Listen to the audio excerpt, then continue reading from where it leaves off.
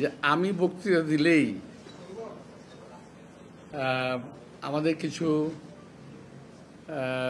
আমাদের দেশীয় সাংবাদিক তারা এটাকে টুইস্ট করেন, আবার বিদেশি কিছু সরকারি সাংবাদিক আছে, সরকারি বলি আমি ওদেরকে, সরকারি ওরা ওদেরকে সরকারে না নিয়ে গভর্নমেন্ট ভুল করে ফেলছে আর কি। এই গভর্নমেন্টের উচিত ছিল তাদেরকে সরকারে নেওয়া। তো তারা আবার খুব ক্ষিপ্ত হয়ে যায়। আমার বক্তৃতাগুলোকে কাট পিস করে এমনভাবে জনগণের সামনে হাজির করা হয় যাতে জনগণ আমাকে ভুল বুঝে। এই জন্য এখন বক্তব্য দিতে একটু খুব হিসাব করে দিতে হয়। এখন আমি কথা বললেই তো বলবো যে মির্জা আব্বাস তো সংস্কারের বিরুদ্ধে কথা কয়, সংস্কার চায় না। আরে ভাই না, আমাদের জন্য, নির্বাচনের জন্য, দেশের জন্য, দেশের মানুষের জন্য যেই সংস্কারটুকুর প্রয়োজন আমরা সেই সংস্কারটা চাই।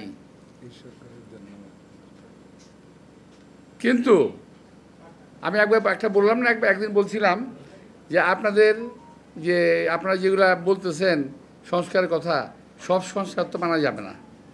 এই কথাটাকে টুইস্ট করে আমাদের কয়েকজন বিদেশে অবস্থানরত তথাকথিত সাংবাদিক টুইস্ট করে এমনভাবে বলল বিএনপি সংস্কার চায় না, মির্জা আব্বাস সংস্কার চায় না। এমনকি সালমান রহমানের টাকা খেয়ে যার স্বাস্থ্য চেহারা মোটা হয়েছে এমন লোকটা প্রায়ই আমার বিরুদ্ধে দেখবেন ইসে আসে, ফেসবুকে আসে, উনি প্রায় বলেন কেন মানবেন না, আপনাদের কি স্টেক আছে, কেন মির্জা আব্বাসকে আপনি মানবেন না?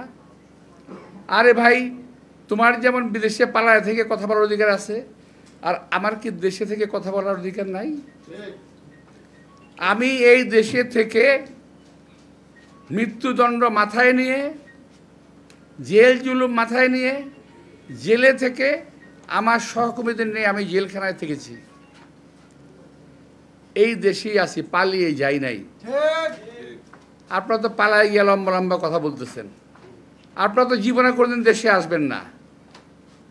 শোনেন, আমি আপনাদের উদ্দেশ্যে বলতে চাই, যারা ভাই আমার বাইরে আছেন, যারা বিশেষ করে এই যে ইউটিউবার যারা আছেন, আপনারা যারা আছেন, আপনাদের প্রতি সম্মান রেখেই বলতে চাই, ভাই আমরা রাজনীতি ছেড়ে দেবো, আপনারা একটু দেশে আসেন। আপনাদের অনেক জ্ঞান, আপনাদের অনেক বুদ্ধি, আপনাদের জ্ঞান বুদ্ধি আমাদের অনেক প্রয়োজন।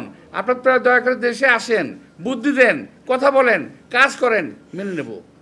আমরা রাজনীতি করব না, আপনারা আসেন না, দেশে আসবেন না, আবার টিটকারি মেলা কথা বলবেন, সমালোচনা করবেন, জাত গোষ্ঠী উদ্ধার করবেন।